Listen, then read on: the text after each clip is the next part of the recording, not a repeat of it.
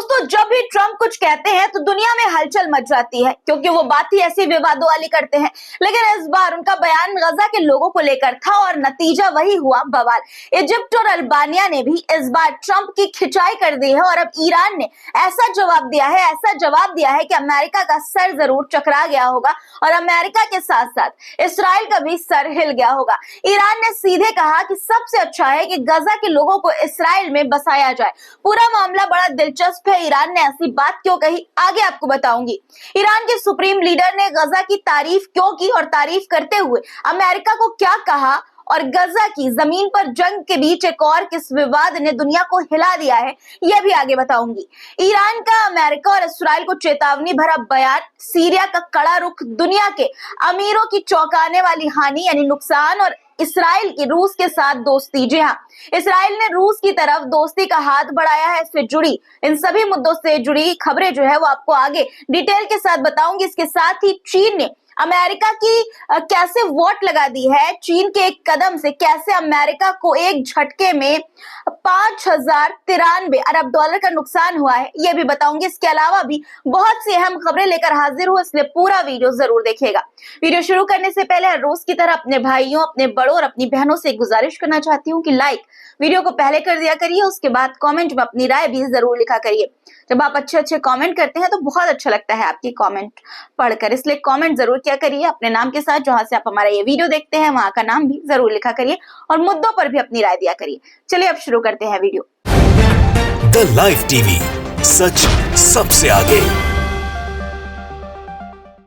आदाब दोस्तों, मेरा नाम है मिसबा खान और आप मुझे द लाइव टीवी पर देख रहे हैं। गजा में इसराइल की बमबारी और तबाही के बाद सीजफायर हुआ और इस बीच ट्रंप ने अमेरिका की सत्ता संभाली और सत्ता संभालते ही गजा की जमीन खाली कराने का प्लान इसराइल के साथ मिलकर बनाने लगे वो। और इसी प्लान के तहत एक विवादित बयान भी ट्रंप ने दे डाला, जिस पर अब ईरान ने जवाब दिया है और ऐसा जवाब दिया है जिसने ट्रंप और इसराइल दोनों को खामोश कर दिया है। यानी कि ट्रंप और नेतन्याहू दोनों इस बयान के बाद चुप हो गए हैं।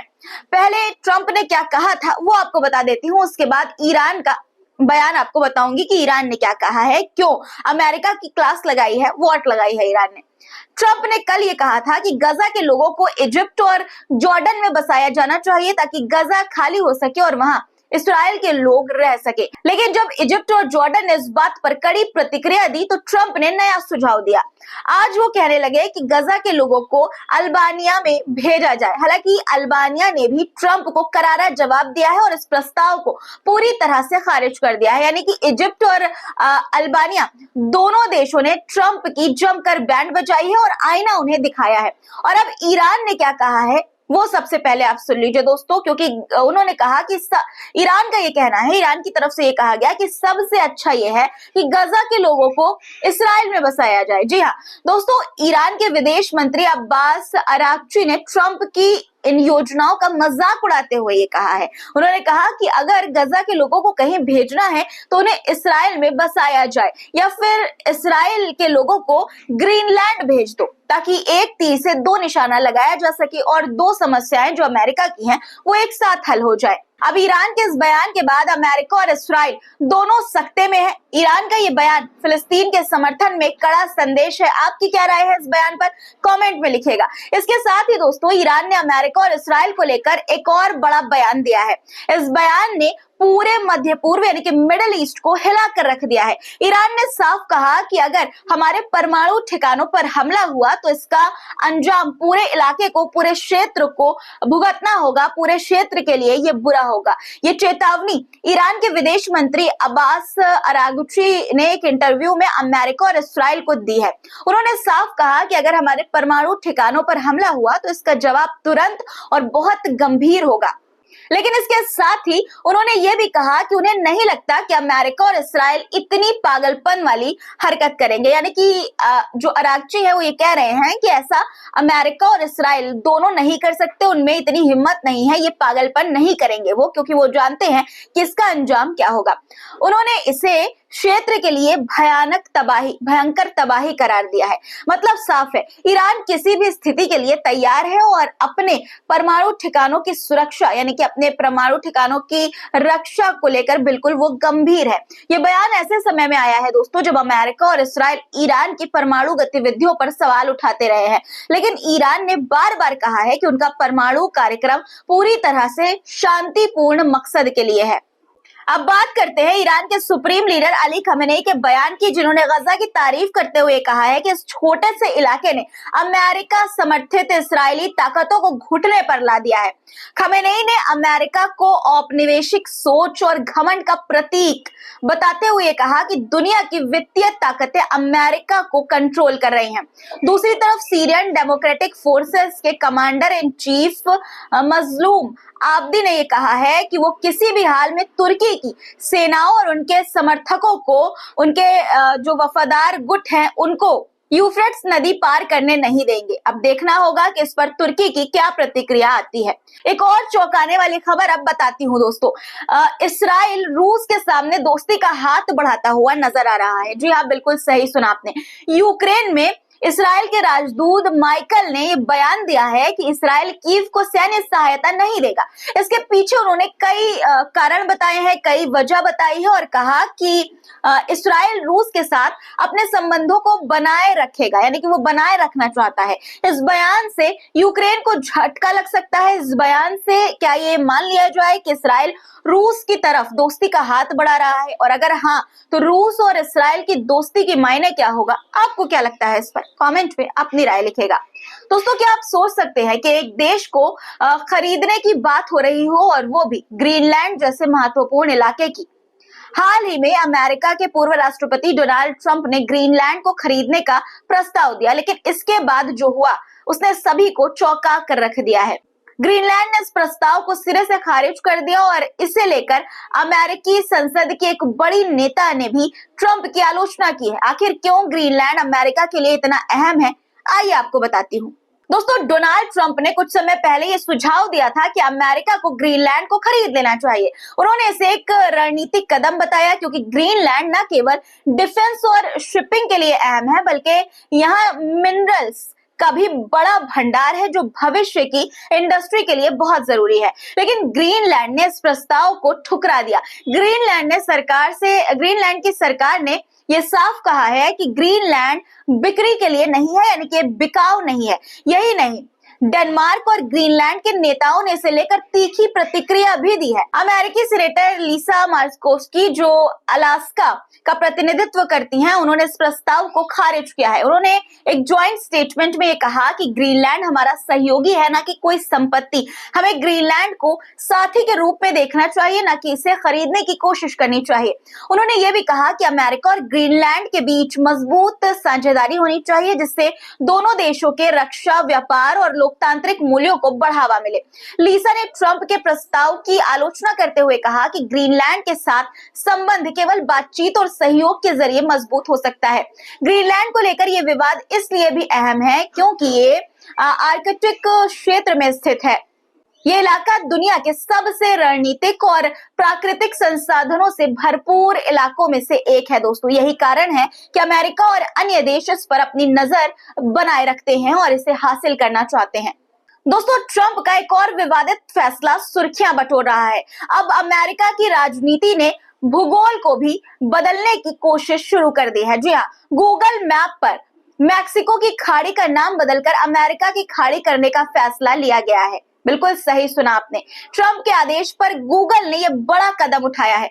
फॉक्स न्यूज की रिपोर्ट के मुताबिक पूर्व अमेरिकी राष्ट्रपति डोनाल्ड ट्रंप के आदेश के बाद गूगल मैप ने मैक्सिको की पहाड़ी का नाम बदलकर अमेरिका की खाड़ी करने का निर्णय लिया है, यानी कि फैसला लिया है। अब इस कदम के पीछे का तर्क जानना बेहद दिलचस्प है। ट्रंप के मुताबिक, रॉयटर्स की खबर के अनुसार, ट्रंप के मुताबिक मैक्सिको की खाड़ी के पानी का बड़ा हिस्सा अमेरिका के तटों से जुड़ा हुआ है, इसलिए इसे अमेरिका की खाड़ी कहना ज्यादा उचित होगा। लेकिन यह फैसला मैक्सिको और अमेरिका के बीच कूटनीतिक तनाव को और बढ़ावा दे सकता है। गूगल ने स्पष्ट यहाँ पर कर दिया है कि यह नाम परिवर्तन केवल अमेरिका उपयोगकर्ताओं के लिए होगा, जबकि मैक्सिको में इसे मैक्सिको की खाड़ी के नाम से ही दिखाया जाएगा। अन्य देशों में दोनों नाम जो है वो दिखाए जाएंगे, यानी प्रकाशित किए जाएंगे दोनों नाम। एक तरफ अमेरिका ये सब करने में व्यस्त है और दूसरी तरफ चीन ने अमेरिका की वोट लगा दी है। चीन के कदम से अमेरिका को एक झटके में $593 का नुकसान हुआ है। चीन ने अमेरिका की एआई मार्केट में एक कदम से उथल पुथल मचा दी है। चीन के स्टार्टअप डीपसीक ने एक नई एआई टेक्नोलॉजी लॉन्च की है और इससे अमेरिकी कंपनियों को $593 अरब डॉलर का नुकसान हुआ है। हाँ, आपने बिल्कुल सही सुना। सिर्फ एक दिन में अमेरिकी चिपमेकर एनवीडिया के शेयर $593 अरब डॉलर गिर गए हैं और यह अब तक का सबसे बड़ा नुकसान है। दरअसल चीन के एआई स्टार्टअप डीपसीक ने हाल ही में एक नया low cost AI model DeepSeek R1 launch किया है और ये मॉडल तेजी से पॉपुलर हो रहा है। इसकी कीमत बेहद कम है, जो कि चैट जीपीटी और गूगल के एआई बॉट्स के मुकाबला कर रही है और इसकी कीमत बेहद कम है, यानी कि बड़ा अंतर है इसकी कीमत में। जिन सर्विसेज के लिए आपको चैट जीपीटी और जेमिनी पर भारी पैसे खर्च करने पड़ते हैं, वही सर्विसेज डीपसीक एआई पर आपको या तो मुफ्त मिलती है या फिर बेहद सस्ती कीमत पर। इसी वजह से अमेरिकी कंपनी के शेयरों में भारी गिरावट देखी जा रही है। खासकर एनवीडिया जो एआई चिपसेट बनाने वाली सबसे बड़ी कंपनी है, इसको सबसे ज्यादा नुकसान हुआ है इसके अलावा फिलाडेल्फिया सेमीकंडक्टर स्टॉक इंडेक्स में 9.2% की गिरावट आई है, जो मार्च 2020 के बाद से सबसे बड़ी गिरावट है। डीपसीक के इस कदम से अमेरिका की एआई इंडस्ट्री के लिए एक गंभीर चुनौती खड़ी हो गई है। आपको बता दूं कि अमीरों को इस नई टेक्नोलॉजी के चलते बड़ा लॉस, बड़ा नुकसान हुआ है और ये नुकसान कोई छोटा मोटा नहीं है, बल्कि पूरे $108 बिलियन का है। जी हाँ, डीपसीक एआई ने सिर्फ टेक्नोलॉजी की दुनिया को नहीं बदला, बल्कि अरबपतियों की जेबें भी हिलाकर रख दी है। ब्लूमबर्ग की रिपोर्ट के मुताबिक दुनिया के सबसे अमीर लोगों को इस नई आर्टिफिशियल इंटेलिजेंस टेक्नोलॉजी के कारण कम से कम $108 बिलियन का नुकसान, भारी नुकसान हुआ है। खासकर वे अरबपति जो एआई और टेक्नोलॉजी के इसमें निवेश कर रहे थे, सबसे ज्यादा उन्हीं को इसका असर हुआ है, वही प्रभावित हुए हैं इससे। अब लेबनान से जुड़ी खबरें आपको बता देती हूँ दोस्तों। दक्षिणी लेबनान में आईडीएफ यानी कि इस्राएली डिफेंस फोर्स ने वहां के नागरिकों को चेतावनी दी है कि हिजबुल्लाह का समर्थन मत करो, किसी तरह से भी मत करो। साथ ही आईडीएफ ने इस क्षेत्र में अपनी सेना की तैनाती को अस्थायी बताया है। आईडीएफ का कहना है कि उन्होंने इस क्षेत्र में अपनी सैन्य तैनाती और सुरक्षा को अस्थायी उपाय के तौर पर बढ़ाया है, ताकि हिजबुल्लाह को सीमाओं से दूर रखा जा सके और लेबनानी सेना यानी LAF को प्रभावी रूप से तैनात किया जा सके। इसी बीच आईडीएफ ने उन 6 लेबनानी नागरिकों को रिहा भी कर दिया है, जिन्हें हौला और मारकबा से बीते दिन की झड़पों यानी कल जो झड़पें हुई थी, उसके बाद उसी के दौरान गिरफ्तार कर लिया गया था। इस्राएल के अंदर भी हालात कोई शांत नहीं है। यहाँ हरेदी समुदाय ने सड़कों पर आकर विरोध प्रदर्शन किया है और सेना में जबरन भर्ती का विरोध किया है। इन प्रदर्शनों ने इस्राएल के अंदरूनी हालात को और बिगाड़ दिया है, क्योंकि हरेदी समुदाय सेना में भर्ती को अपनी धार्मिक मान्यताओं के खिलाफ मानता है। देखिए वीडियो आपकी स्क्रीन पर कि किस तरह से जो पुलिसकर्मी है वो लोगों को हटा रहे हैं, लेकिन वो लोग हटने को तैयार नहीं है और नारे लगातार वो लोग प्रदर्शन के दौरान लगा रहे हैं। दोस्तों, इस्राएल के अंदर भी राजनीतिक गर्मा गर्मी है। विपक्षी नेता याइर लापिड ने अपनी ही सरकार पर निशाना साधते हुए कहा है कि गजा के निवासी अपने घरों में लौट रहे हैं, लेकिन गजा बॉर्डर से विस्थापित इस्राएली अब भी बेघर है। उन्होंने इसे सरकार की नाकामी करार दिया है। खबर यह भी है कि ग्वाटेमाला सिटी में इंटरपोल ने यहूदी पंथ लेव ताहोर के नेता योएल ऑल्टर को गिरफ्तार कर लिया है। ये पंथ बच्चों के अपहरण और अन्य आपराधिक गतिविधियों में लिप्त है। उनकी गिरफ्तारी से इस पंथ पर कानूनी शिकंजा कसता हुआ दिखाई दे रहा है। आज के लिए इतना ही दोस्तों। आज की खबरों पर आपकी क्या राय है कमेंट में जरूर लिखा करिए। चैनल को सब्सक्राइब नहीं किया है तो फटाफट सब्सक्राइब कर लीजिए, और अभी तक देख रहे हैं और लाइक नहीं किया है तो बहुत गलत बात है, फटाफट लाइक कर दीजिए, और दोस्तों शेयर भी लगे हाथों कर ही दीजिएगा। फिर मुलाकात होगी आपसे कुछ नए मुद्दों के साथ। तब तक के लिए अपना ख्याल रखिएगा, क्योंकि ख्याल रखना बहुत जरूरी है। अल्लाह हाफिज।